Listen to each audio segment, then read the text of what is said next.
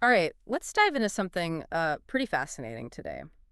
We're talking about the idea of being in love, but we're going to look at it maybe a little bit differently than you're used to. That's right, we are. We're going to be drawing from The Five Love Languages by Dr. Gary Chapman, Yes. but we're not focusing on the love languages today. No. What we're focusing on today is whether or not in love is actually an illusion.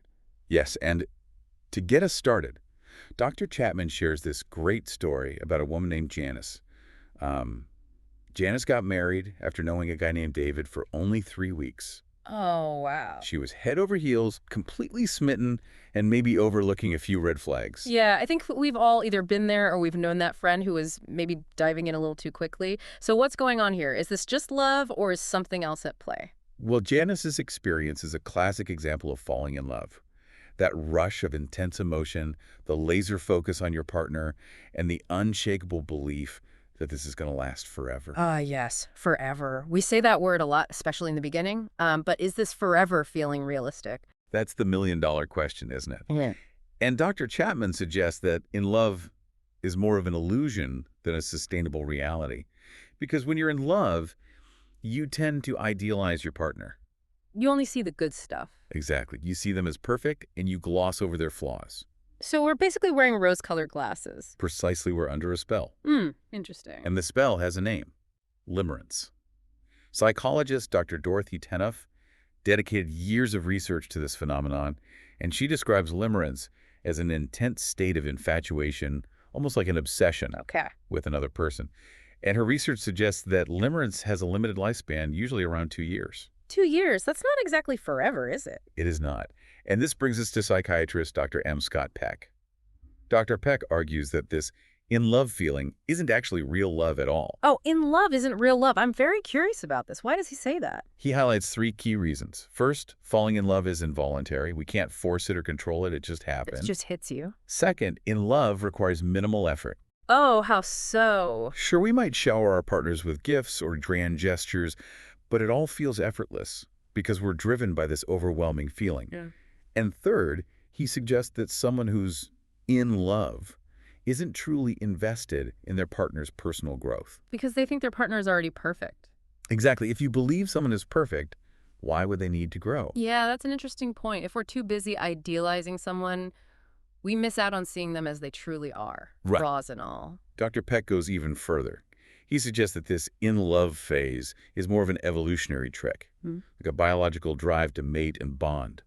So it's designed to be temporary. Exactly. And think about it. If we stayed in that heightened state of limerence forever, we'd probably never get anything done. We never leave the house. Right? Like Yeah. a student completely consumed by limerence might neglect their studies, or a driven professional might lose focus at work.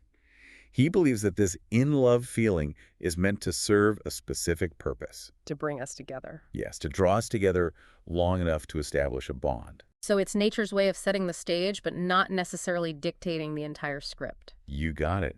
And Dr. Chapman points out that once this in-love fog starts to lift, the reality of a long-term relationship sets in. Those everyday squabbles, those individual needs, conflicting desires, all of that resurfaces. It's no longer a fairy tale. It's real life. And that's when things can get tricky because we've invested so much in this image of perfect love. Yes. And then suddenly we're faced with the reality that our partner is, well, human. It can be incredibly disillusioning. And many couples struggle to navigate this transition. But this shift doesn't mean that your relationship is doomed. It simply signals the end of the in-love illusion and the beginning of a new chapter. So what happens when those rose-colored glasses come off? What does it mean to build real lasting love? That's what we're going to talk about in just a minute. Welcome back. So before we took a little break, we were exploring this idea that being in love might be more of an illusion than a reality, and that it might not really be a good foundation for a lasting relationship. But this isn't all doom and gloom, is it? It is not. Because it actually paves the way for something much better. Yes, that's right. Real love. So Dr. Chapman calls real love rational, volitional love. What does that mean? Well, it means that it's a conscious choice to love your partner day in and day out. Okay, so it's not about those butterflies in your stomach.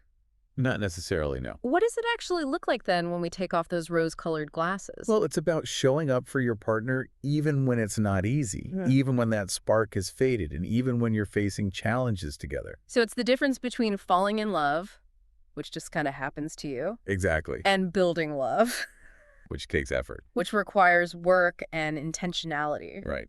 Real love is a verb, not just a noun. I like that. Okay, so it's about choosing to love your partner even when they're not that lovable, even when you're stressed, tired, or just not feeling it. Some people might think that that takes all the romance out of things. What would you say to that? I would say that this type of love, this conscious, intentional love, is actually more romantic and fulfilling in the long run because it's about building a deep, meaningful connection Based on. based on mutual respect, understanding, and a genuine desire to see your partner thrive. So sharing a life together, growing individually and as a couple, and supporting each other through the ups and downs. Yes, it requires us to be present and attentive and to put in the effort to understand our partner's needs even as they change over time because we all change as we grow older. Right, we're always evolving as individuals. And Right. so our relationships need to evolve with us. So how do we actually put this into practice? It's one thing to talk about choosing to love, but how do we do that day to day? Well, this is where Dr. Chapman's love languages come in. Right. And remember, his book isn't just about identifying that the in-love feeling is an illusion, but it's about giving you the tools. To build something that lasts. Exactly. And those 5 love languages, words of affirmation, quality time receiving gifts, acts of service, and physical touch, those are tools for building that lasting, fulfilling relationship.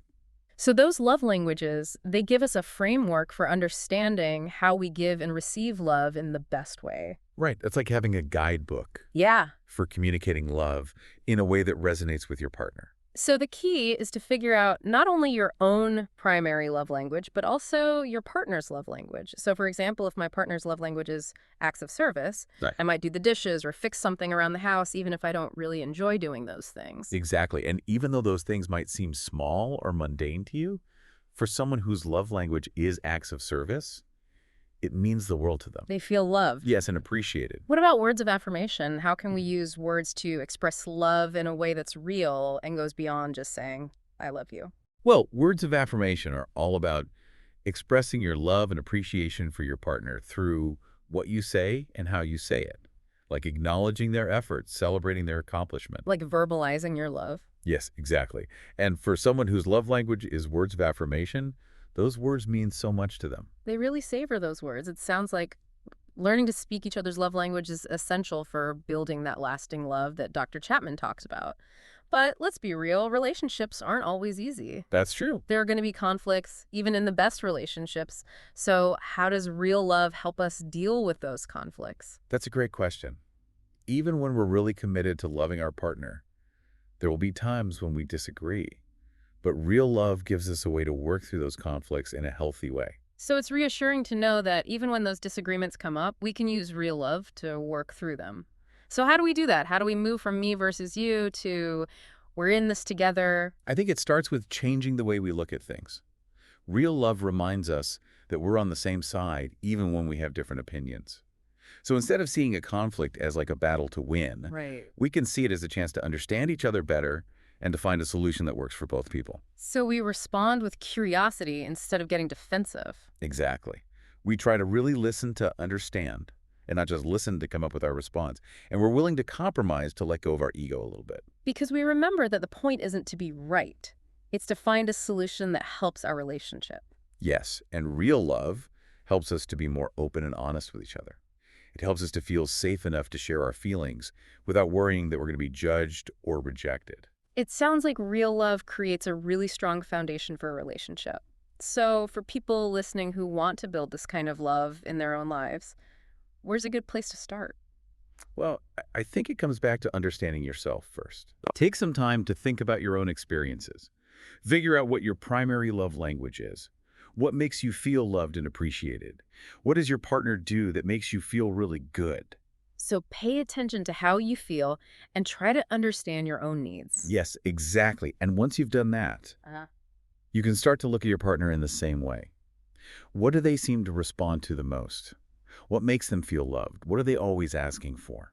It's almost like we're asking people to become love detectives, That's a great way to put it. looking for clues in how their partner acts and what they say. Right, you're trying to figure out what their love language is.